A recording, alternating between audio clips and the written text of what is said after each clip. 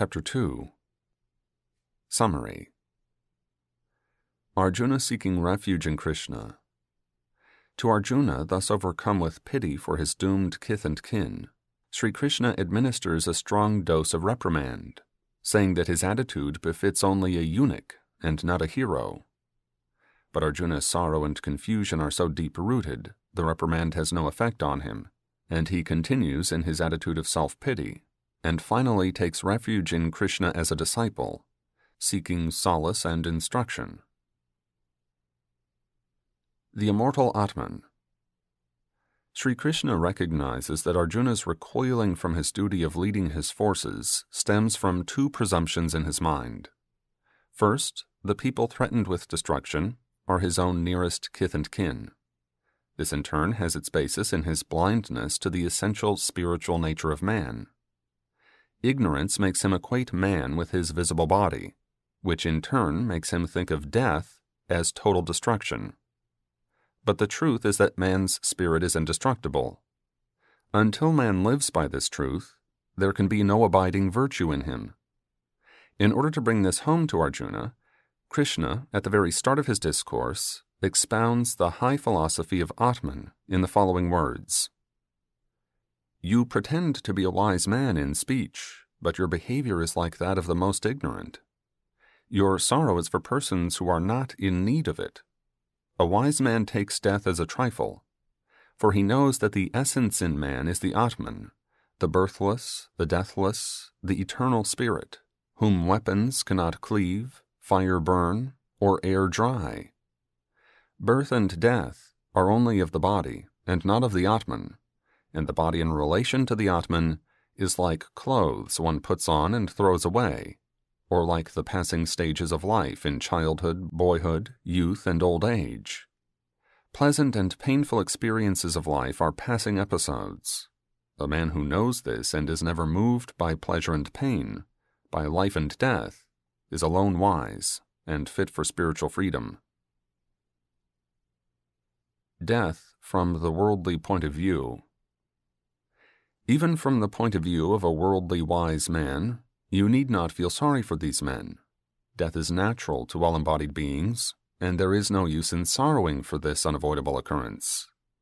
From the unknown, life comes. For a short time it remains in the field of the known, and to the unknown it goes back again. Of what use is man's wailing over this eternal process?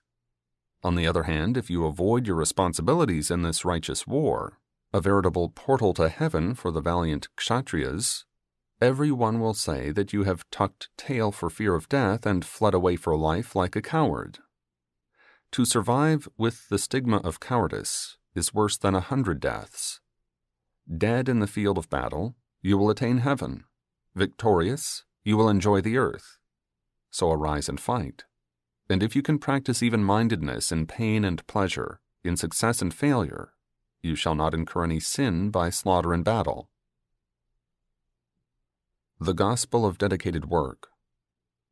Having reminded Arjuna of the real nature of man as the eternal spirit, Sri Krishna now proceeds to declare the disciplines by which one could gradually realize this divinity inherent in oneself. For it is a matter of realization and not mere talk.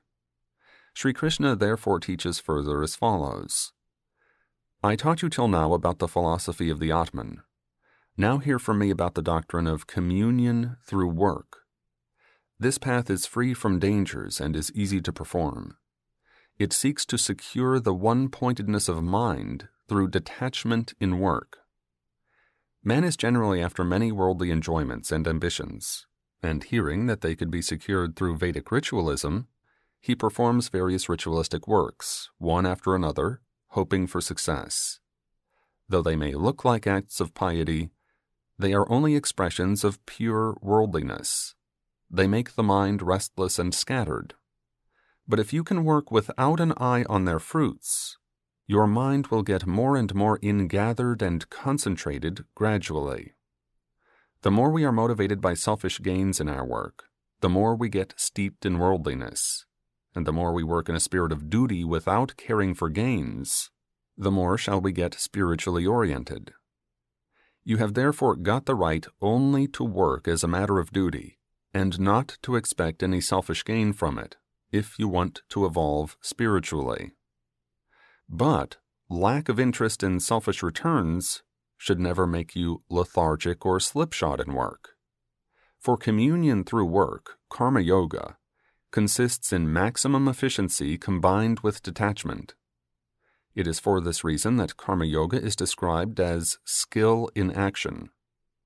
A man who discharges his duty in the manner described acquires neither merit nor demerit, but evolves spiritually and becomes fit to realize his real nature as the immortal and impervious Atman.